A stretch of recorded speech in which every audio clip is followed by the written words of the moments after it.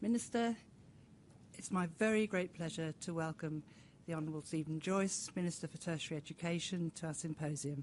Minister, we welcome you most warmly. We very much appreciate you prioritising our symposium in your busy schedule. We value your continuing commitment to adult literacy and numeracy. This is such an important area, and you have shown enduring commitment for that. We warmly thank you. I think this is the fourth of our symposia that you've addressed, so thank you very much indeed for that. Without more ado, I'd like to hand over for you to address the symposium. Thank you.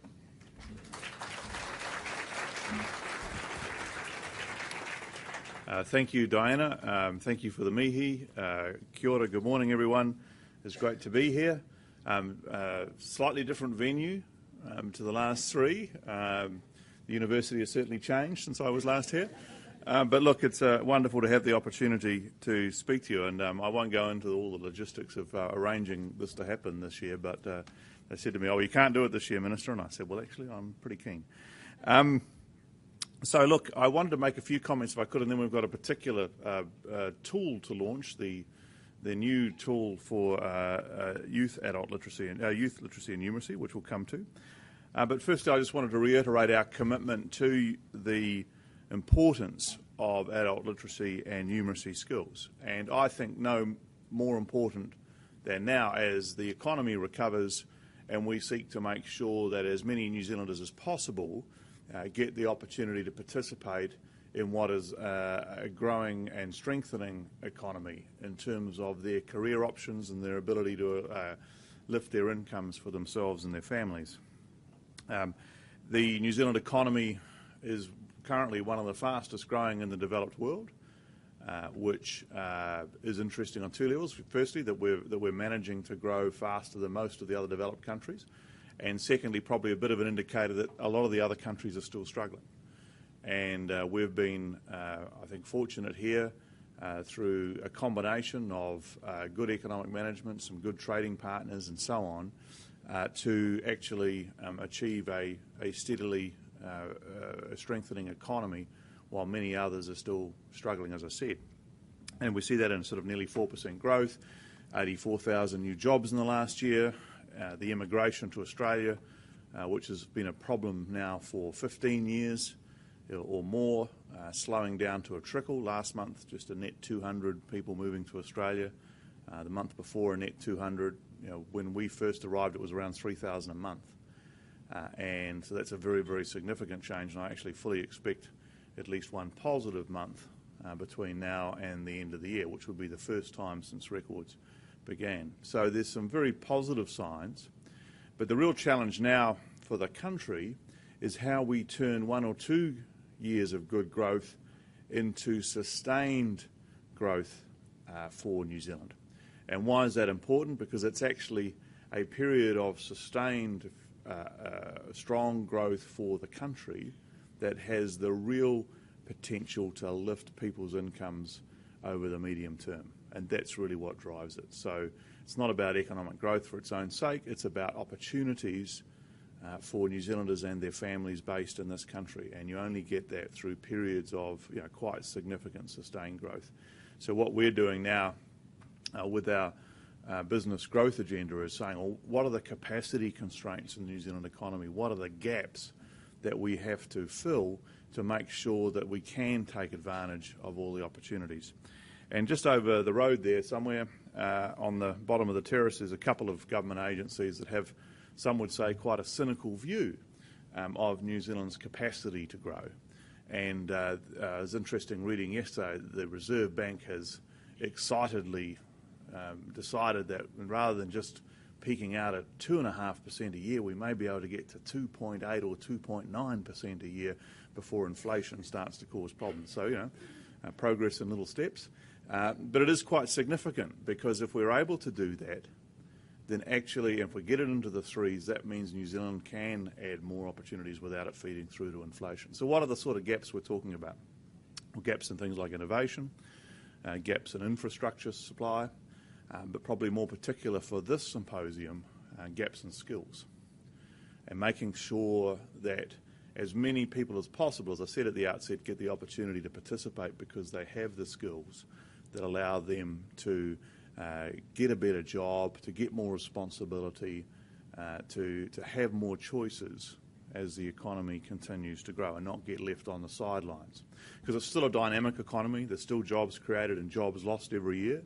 And so what we want to do is make sure that when we're moving people from industries that are in decline into industries that are growing, that they have sufficient skills. And quite often comes back to adult literacy and numeracy.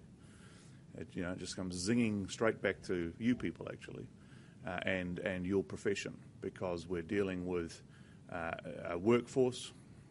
What's the line? Roughly 80% of the workforce for the next 20 years is still in the workforce today. So it's a significant challenge to make sure we keep lifting that potential.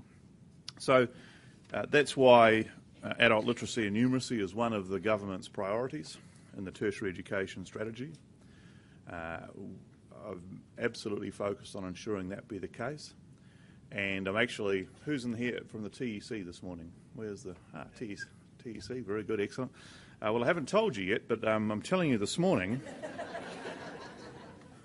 that it is my intention to ask the TEC to refresh their implementation strategy for adult literacy and numeracy, which they created in 2012. And with the funding changes we've made since then, with the development of knowledge that we've had from the application of the learning tool and the embedding of literacy and numeracy, I think it's time for a refresh of the implementation approach to make sure we're taking advantage of all the opportunities that have become apparent over the last couple of years. And so that's something that you, I'm sure, will want to have some input over time.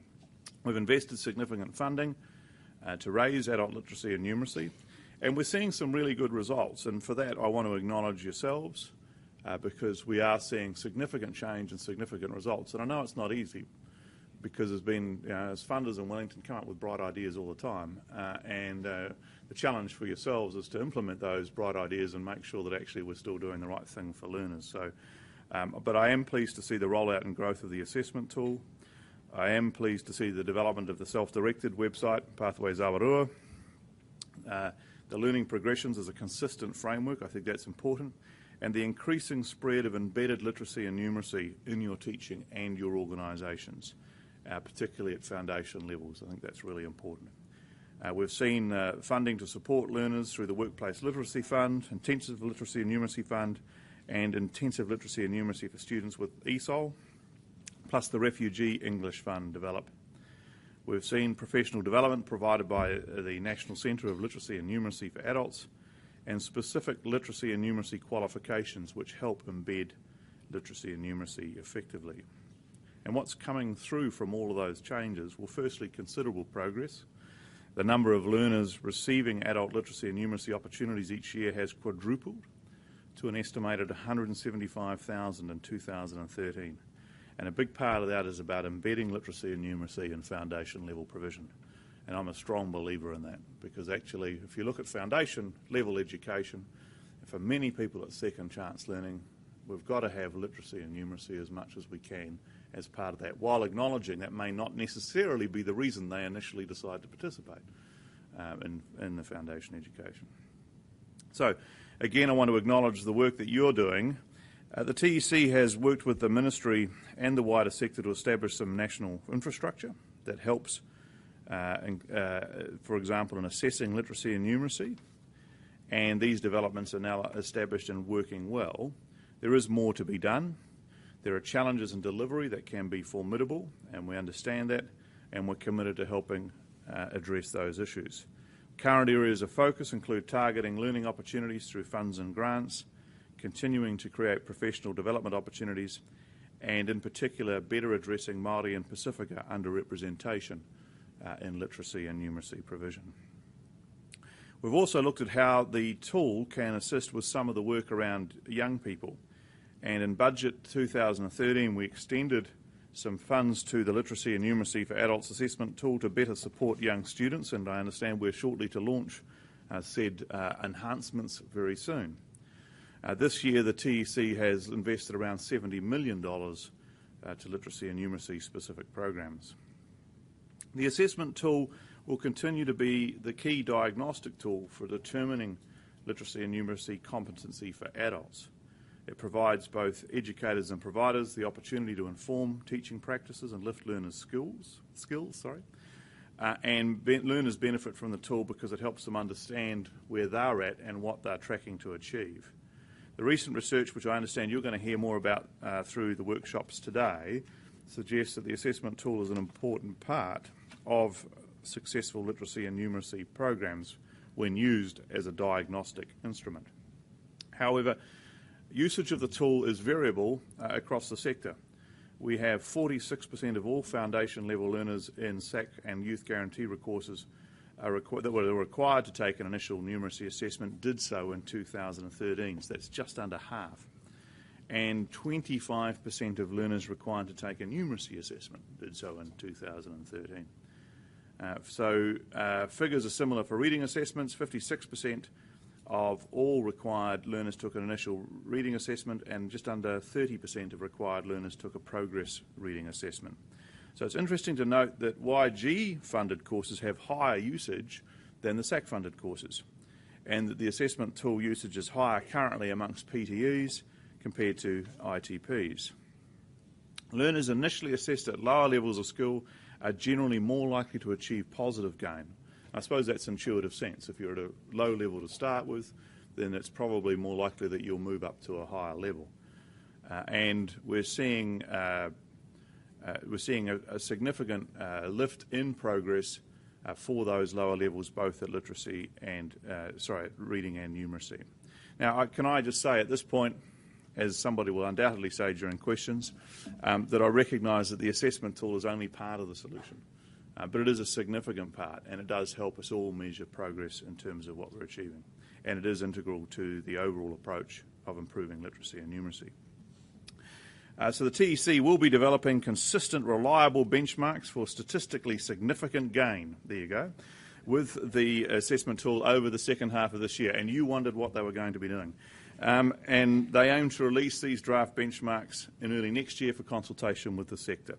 So this will be based on analysing the data from the last 3 years and will involve subject matter experts and, of course, sector representatives. Of course, a big challenge is how to reach the significant number of adults who are currently working but who have low or very low literacy and numeracy skills. There's a number of things we're going to have to work on there. Now, we've just made some very significant changes in the industry training area with a big consolidation of industry training organisations. And one of the things we're going to be looking at now as that settles down is better embedding of literacy and numeracy in the ITO functions and work as well.